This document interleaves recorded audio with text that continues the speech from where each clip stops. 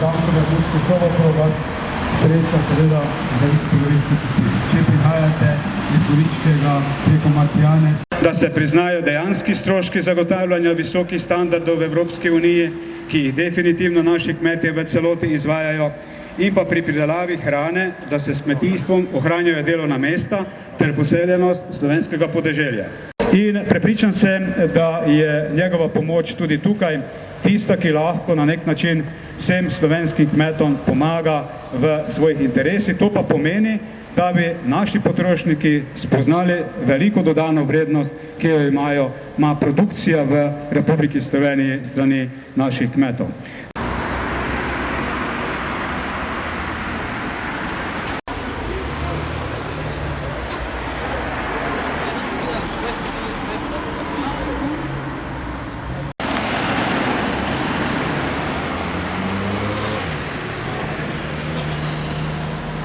Lahko pa apeliram na vse nas državljane, ne samo govoriti, kupujte slovenske proizvode in s tem bo slovenski kmet bistveno bolj močen, ker če bo se kupovalo samo slovensko, potem bo imel pogajalsko moč tudi slovenski trgovski velik.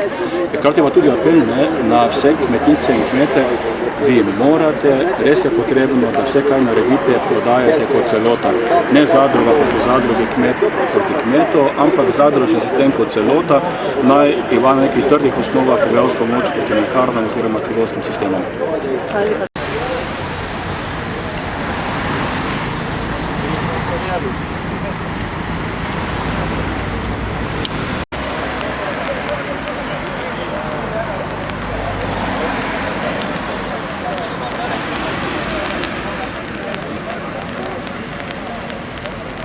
Slovenski kmet je vse skozi zgodovino vedno prilagajal okoliščinam in vedno potrpežljivo vztrajal na zemlji in z zemljo. Ko pa je začutil, da ne gre več, je na to jasno upozoril in bil dostikrat vzrok sprememb. Končno smo nevladne organizacije stopile skupaj, da obvestimo oziroma seznanimo slovensko javnost, še bolj pa slovenskega potrošnika o nevzdržnem stanju v kmetijstvu oziroma na področju pridelave hrane. Vse bolj, ko se govori o slovenski hrani, o samozadostni pridelavi ali o slovenski samooskrbi, vse bolj obstajajo kmetje in podeželje sami, vse bolj je javnost kritična do našega dela, vse bolj letijo očitki in zbadljivke o lagodju, o razvajenosti kmetov, vse preveč smo krivi za draginjo domače pridelave. Vse bolj več je uvožene hrane, velika želja nam pa je, da bi slovenski trg bil prijaznejši, da bi prehranski verigi deležniki bili enako pomembni, da bi bili vsi priznani njihovi proizvodni stroški, ne pa da smo kmetje v verigi zmeraj sladnji, zmeraj najslabše plačani. Kot prvič, najprej želimo pošteno razmerja cen v verigi preskrbe za hrano. Pričakujemo sklenitev dogovora o sodelovanju in krepitvi partnerstva v mlečni verigi in verigi prašičjega mesa, ki bo zagotovil spremenjena razmerja v ceni mleka in ceni prašičjega mesa. Drugič, kmetje želimo, da potrošnik lahko brez dvoma izbere živila slovenskega porekla.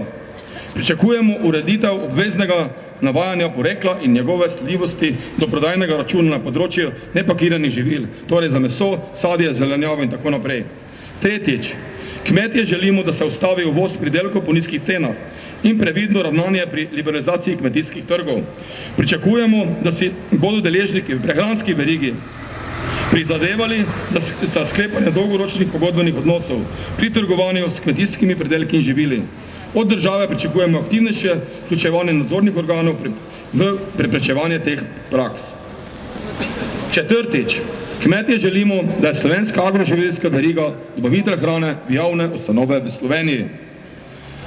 Petič, kmetje želimo, da se v verigi preskrbe hrano uveljavljajo poštene prakse. Pričakujemo spoštovanje poštenih praks vseh deležnikov v verigi preskrbe hrano. Šestič, ustreznejši ukrepi in zakonodaja v primerih naravnih nesreč. Pričakujemo učinkovitejše ukrepe na področju soočanja z neugodnimi vremenskimi razmerami, priprava akcijskega načrta ukrepov in zagotavljanja sredstev za zmanjšanje in odpravo posledic. Sedmič, učinkovitejši odziv EU in države na stanje. Pričakujemo hitro izvedbo celovitih ukrepov, tako evropskih kot vladnih, ki bodo kratkoročno omilili padec dohodka v kmetijstvu. Zahtevamo vzpostaviti pogoje za preživetje slovenske kmečke družine, posebej slovenske kmečke družine in delavske družine.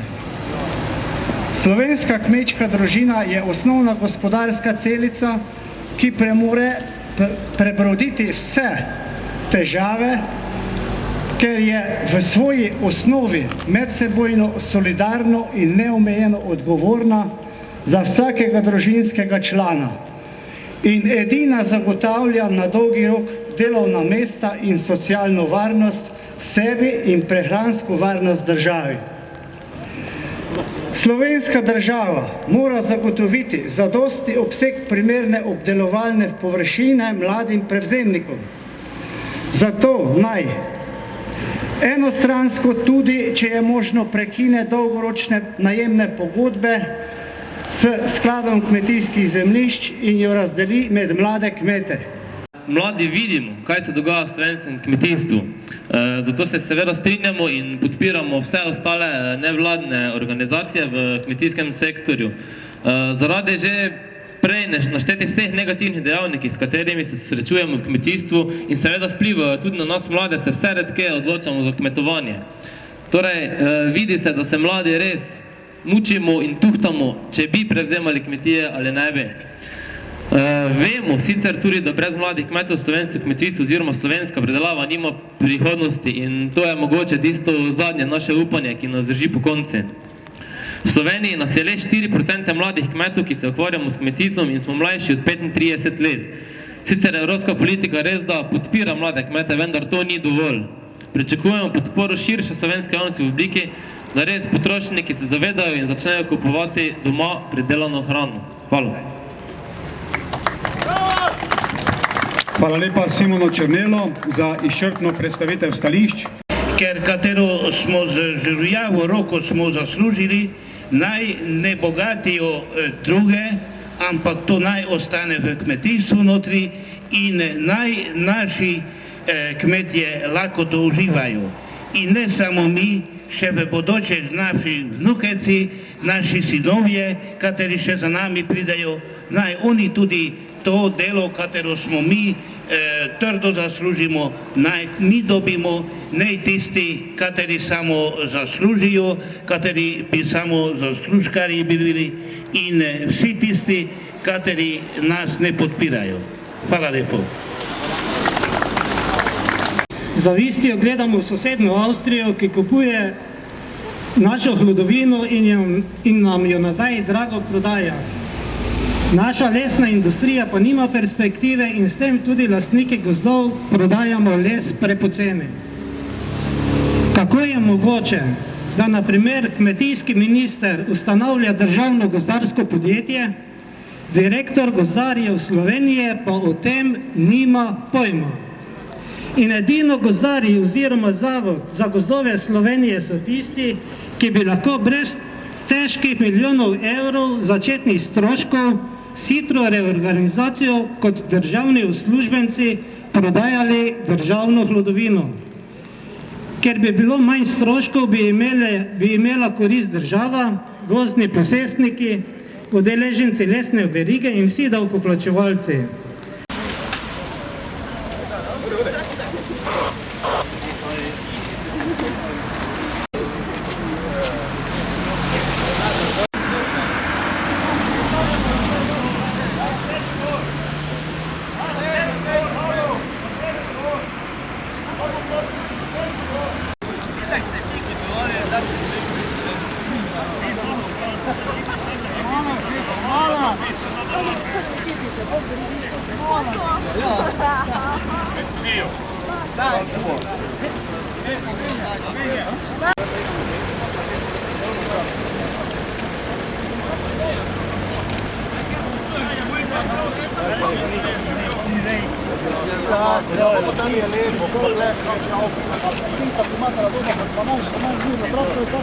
Kako da piješ, kad si to 9